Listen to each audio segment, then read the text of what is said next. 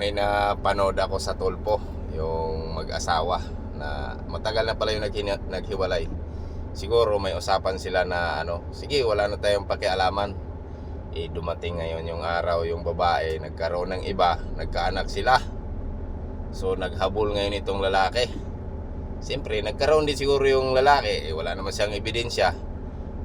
Sa galit niya lang siguro gustong maghiganti, kinasuhan yung babae ngayon. Kasal naman sila doon sa harapan ni Tulpo. Sabi ng babae, matagal na kaming hiwalay niyan, sir. At saka yung kasal na yan, papel lang naman yan . So sinagot siya ni Tulpo, oo nga, papel lang to. Pero itong papel na to, ito yung papakulong sa'yo. Kaya mga girls and boys, pag-isipan yung maigi yung pagpapasakal. Sakal, pakasal. Kasi alam nyo, yung marriage certificate na yan is wala yung expiration.